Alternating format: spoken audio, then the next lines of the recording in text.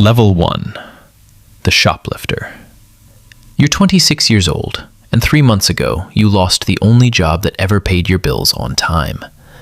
The unemployment check stopped coming last week, and your landlord taped a notice to your door that you haven't been able to look at twice. Your fridge holds half a carton of eggs, and nothing else worth mentioning. Tonight, you walk into a convenience store on the corner of your block with $60 in your pocket and a plan that scares you more than it should. You've walked past this same store 100 times without a second thought, but tonight, every camera in the ceiling feels like it's pointed straight at you. You slide a box of pasta and a can of soup into your jacket, careful, slow, the way you imagine someone calm would do it. Your heart is pounding so loud, you're sure the cashier can hear it from across the counter. You pay for a bag of chips you don't even want, just to have a receipt in your hand, just in case. No one stops you at the door. No alarm goes off. No hand grabs your shoulder. You walk out into the cold night air, and for one terrible second, relief feels almost like victory. You tell yourself this is the only time, a single desperate night you'll never have to repeat, a story you'll laugh about years from now when things are finally stable again. You don't yet know how easily one desperate night becomes two, and then a habit you stop bothering to justify. Level 2. The Pickpocket.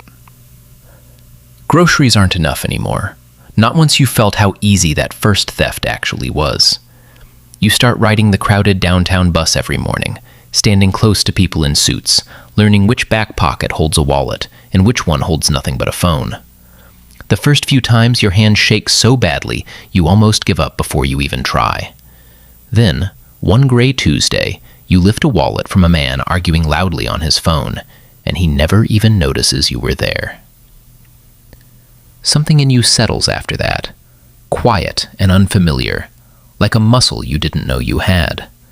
You start keeping a small notebook of routes and schedules, which bus is packed enough to hide in, which drivers never look at the mirror.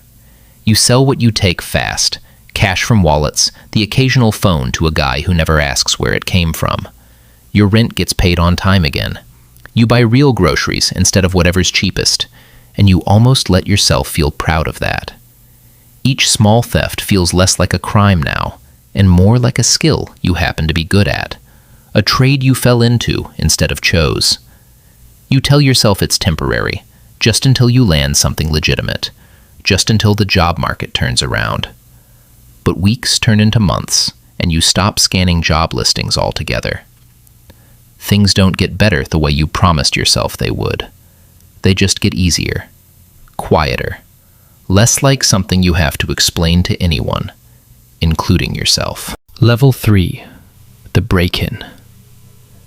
A guy you met through a friend of a friend, someone who's heard you're careful and quick, offers you something bigger than a stranger's wallet. A house on the good side of town, he says, empty for a full week while the family's on vacation.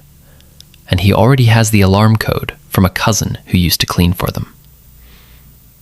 You stand outside in the dark for a long time before you move, telling yourself this is the last time. The same thing you told yourself about the pasta and the wallets. Inside, the house smells like someone else's life. Laundry detergent and expensive candles. Family photos lining a hallway you have no business walking down. You move room to room with a flashlight and an empty duffel bag, taking jewelry from an unlocked drawer, cash from a shoebox in a closet. Anything small enough to carry and sell fast without questions. You find a child's drawing taped to a refrigerator and look at it for a second too long before you keep moving.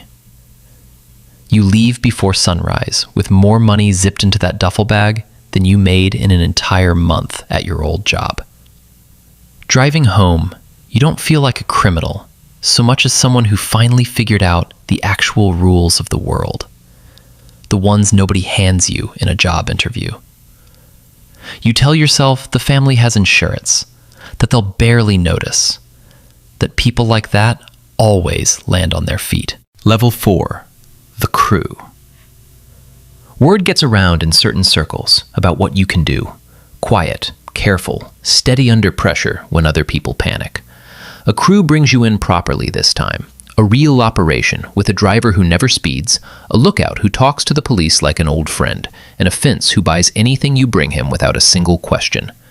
The jobs get more frequent, and so does the cash, and so do the nights you don't come home until almost morning. Your partner starts asking questions you can't answer honestly anymore. Where were you last night? Why is there suddenly cash in the kitchen drawer instead of in your bank account like a normal paycheck? You give her a story about a new job with unpredictable hours instead of the truth, and she believes it, mostly, because she wants to, because believing you is easier than the alternative. The lie sits between you at dinner most nights now, quiet and heavy, taking up space at the table like an uninvited guest neither of you mentions by name. You notice she's stopped asking to see your phone unlocked the way she used to, half as a joke. You tell yourself you're protecting her by keeping her in the dark, that ignorance is a kind of safety you're generous enough to give her. Some nights, you almost believe that. Other nights, lying awake next to her steady breathing, you know exactly what you're really protecting, and it isn't her. Level 5. The score. The crew starts planning something bigger than anything you've touched before. A jewelry store downtown with a shipment coming in worth more than every house you've ever cleaned out combined. Weeks go into watching camera schedules, guard rotations, delivery windows, memorizing a building's rhythm until you know it better than your own street. The night it finally happens, your hands don't shake at all, not even a little, and that steadiness unsettles you more than the job itself ever could. You walk away afterward with a share of money large enough to change everything about your life on paper, a number that used to feel impossible. You get home well past midnight, adrenaline still humming under your skin, and start counting your share right there in the car under the streetlight, unwilling to wait even the 10 minutes it would take to get inside first. When you finally walk through the door, the apartment is too quiet in a way that makes your stomach drop before you even understand why. Her side of the closet is empty. A note sits on the kitchen table in handwriting you'd recognize anywhere, saying she can't keep living next to someone she doesn't actually know anymore, someone who disappears into a version of himself she was never invited to meet. You read it twice, then a third time, standing in a kitchen that suddenly feels enormous and completely silent, all that money in your bag doing absolutely nothing to fill the space she left behind. Level 6. The Legend. People in certain circles know your name now, spoken carefully, half with respect and half with something closer to fear, the way you talk about someone dangerous you'd never actually want to meet. You live somewhere nicer these days, a building with better locks and a doorman than you've ever needed to bypass yourself. A strange irony you try not to think about too hard. But you sleep with one eye open most nights, checking the street from your window before every job, jumping at any car that idles too long outside your building, memorizing the faces of neighbors, just in case one of them isn't actually a neighbor at all. Money isn't the problem anymore, hasn't been for a while. What keeps you up now is the math of it, the simple, terrible math that says every job that makes you richer also makes you more visible, more known, more likely to be the next name whispered to a detective looking to make his career. You've started keeping a bag packed by the door, cash and a fake passport, just in case tonight is the night you have to disappear instead of celebrate.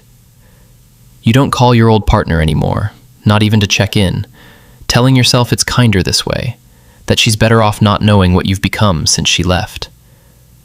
Some nights, staring at the ceiling of an apartment that cost more than your childhood home, you'd trade every dollar of it for one ordinary, boring evening with someone who actually knew you. Level 7. The Apprentice. A kid from the old neighborhood finds you one afternoon outside a corner store. The same corner store where you once slid a box of pasta into your jacket with a shaking heart. He's hungry in the same way you were, broke in the same way, looking at you like you're someone with answers, instead of someone covered in scars you've simply learned to hide well.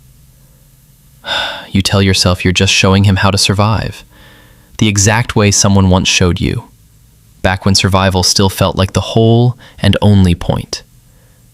You teach him how to read a house from the outside, which lights mean someone's actually home, and which are just left on out of habit. You teach him how to move quiet through a hallway, how to sell what he takes without asking questions that could get either of you caught. You teach him how to lie convincingly to the people who love him, a skill you've clearly mastered better than any other. You don't tell him about the note that used to sit on your kitchen table, or the empty half of a closet you still haven't refilled, because some lessons you'd honestly rather he learn on his own time, far away from you. Watching him practice picking a lock on your own front door, quick fingers, quicker instincts, you feel something uncomfortably close to pride, and you push the feeling down before you have to look at it too closely. You sit alone in an apartment too big and far too quiet for one person, counting money that stopped meaning what it used to mean a long time ago. In another city, in a rented room with a duffel bag already packed by the door, the kid you trained stands outside a house that's been empty for exactly 1 week, telling himself this is just the beginning of something better than where he started. He doesn't know yet whose voice he's really hearing in his own head every time he tells himself, just one more time. The cycle continues, one careful lesson at a time.